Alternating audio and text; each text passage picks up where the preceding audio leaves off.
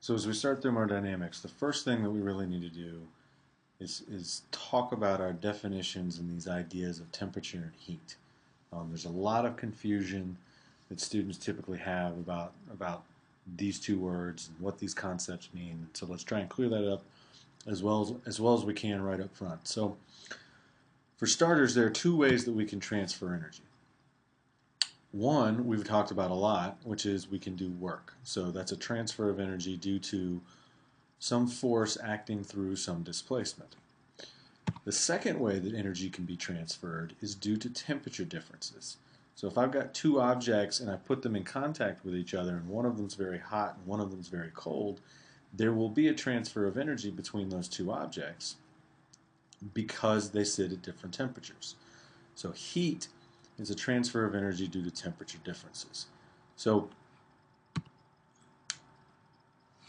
it will always proceed, that transfer of energy will always proceed from higher temperature to lower temperature.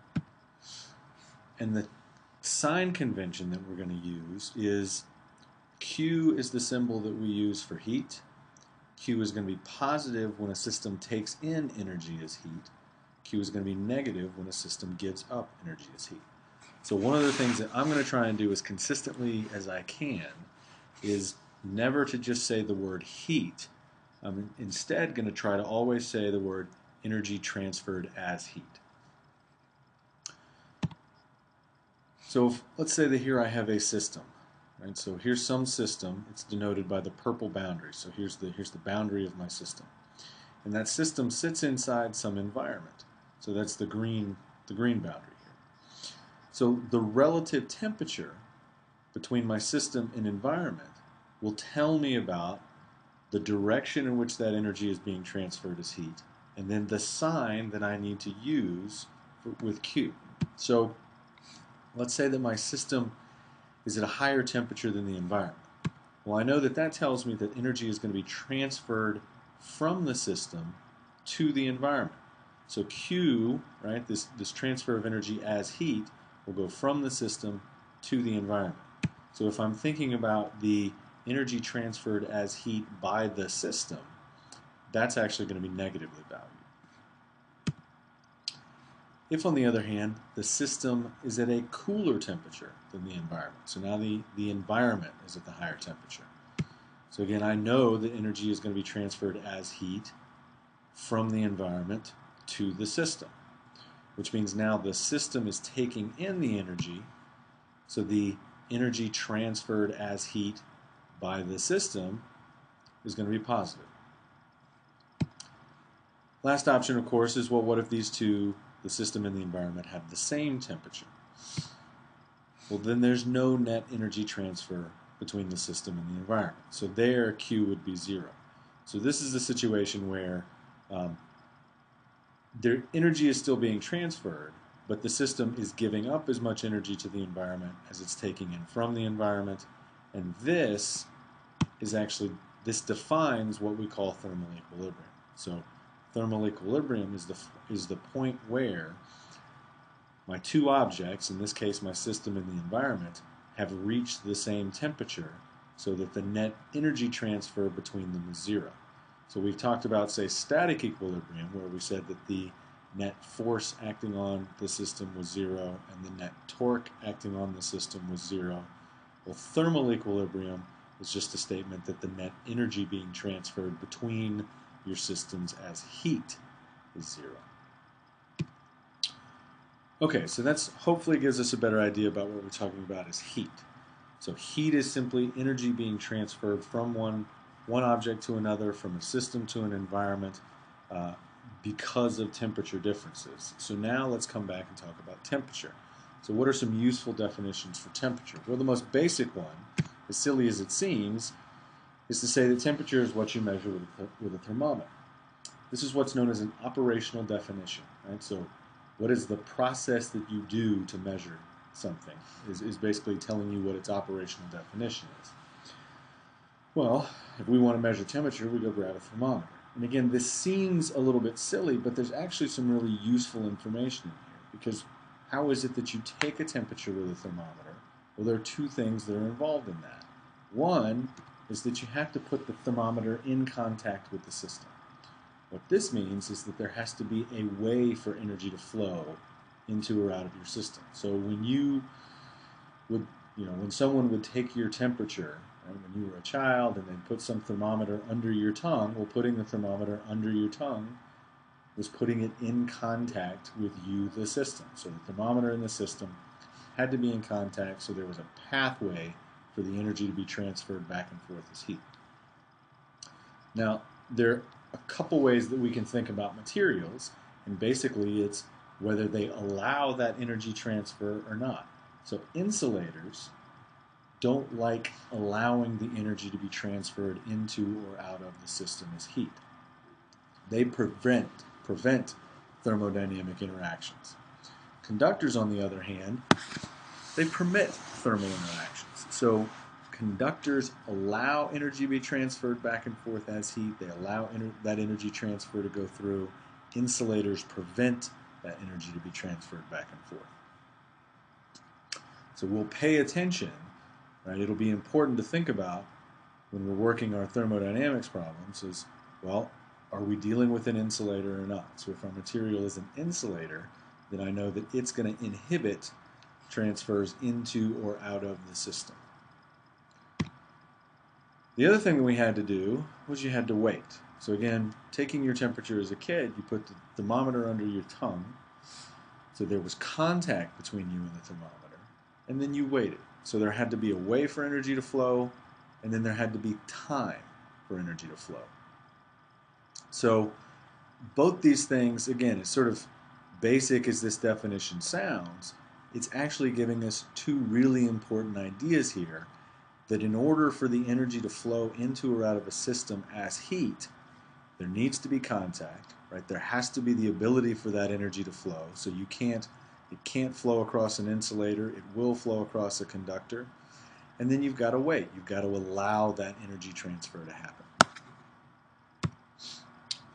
A second definition that we could use, and again, this is going back to what we talked about with thermal equilibrium, is that temperature is what's the same when two systems are in thermal equilibrium. So again, if you let two systems stay in contact long enough, and long enough basically just means that they've transferred their energy back and forth to the point where now they come to the same temperature, then they'll be in thermal equilibrium. So there are a set of 3 laws for thermodynamics, but they've been ordered kind of strangely because we ended up thinking about the one that logically needs to come first, but we didn't recognize it until after we'd sort of formulated the other 2. So it got kind of thrown out front and is known as the 0th law of thermodynamics.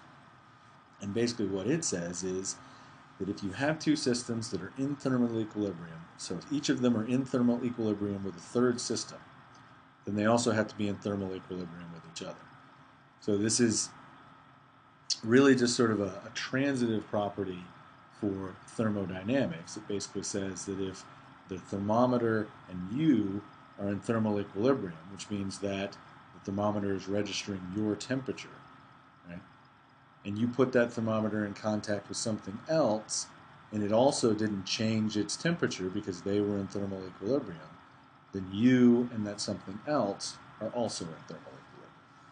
So again, we can define temperature in terms of what we measure with a thermometer. We can define temperature in terms of what's going on with our process of thermal equilibrium. A third way that we could define temperature, and this is leading us towards where we'll go when we talk about the second law of thermodynamics, which deals with the concept of entropy. The temperature is a measure of the spontaneous tendency of a system to give up energy as heat. So again, we know that the hotter something is, the more likely it's going to be to give up that energy, because energy always flows from high temperature to low temperature. So it's going to flow from hot objects at high temperature to cold objects at lower temperatures. And so what temperature is another way to think of temperature is it's basically telling you what's the likelihood, what's the probability that this particular object will be the one to give up its energy as heat when you put it in contact with something else. So if I have a very hot object the odds are really good that that very hot object is going to be the one that gives up its energy when you put it in contact with some other system or put it into some new environment. Very cold objects, on the other hand, there's a very high likelihood that they're going to take in energy as heat. So temperature is telling you something about the likelihood of a system to either give up or take in its energy. And then the last one, and this sort of fundamentally will end up being the way that we kind of calculate things out, is that temperature is a measure of what's known as the thermal energy of a system. And the thermal energy of a system is usually some mix of the kinetic and potential energies of the particles that make up the system. So a couple systems that we could talk about is, so if we talked about a monatomic ideal gas. Well, monatomic ideal gas basically says that you're treating those gas particles as if they were little billiard balls pinging around, bouncing off of each other, bouncing off the walls of the container. And so what the temperature is measuring there is the average translational kinetic energy of all the particles. So you take all the 1/2 mv squareds and calculate an average of that for all the particles within your gas, and that's going to tell you about that's going to be measured by the temperature. If instead of a monatomic ideal gas, you started sticking those particles together, so you have diatomic or triatomic ideal gases. So again, now I'm taking 2 billiard balls, and let's say for a diatomic ideal gas, I'm taking those 2 billiard balls and connecting them with a stick. And so now I've got something that's got my gas particles on either end, but now some stick, or really some spring, that's connecting them. And so now that whole system can move, so it's got translational kinetic energy. I can stretch that spring back and forth so that those particles move back and forwards, away and towards each other, and then I can let the whole thing rotate around. So I just have more ways in which that system can move, and so I'm measuring all of those kinetic energies when I measure the temperature. If you want to think about solids, well, solids are atoms, molecules within some crystalline structure. And again, that crystalline structure basically says take all those atoms and connect them with springs. There will be some equilibrium point that they want to sit at. And so what temperature is measuring is basically how much those atoms bounce around away from that equilibrium point. So a very cold solid, those atoms are basically staying right around their equilibrium point. But if you get a solid that's nice and hot, then in fact what you're doing is you're getting those atoms so that they bounce around a lot, and they're putting a lot of stretching and compressing those springs as they bounce around, and that's what you're measuring. So here we're sort of, again, combining the kinetic energy of this vibration with the potential energy in sort of stretching and compressing those springs as they sit on that solid lattice. And so fundamentally at the atomic scale, that's really what temperature is measuring. It's measuring the motion and the potential energy of the particles that make up your system.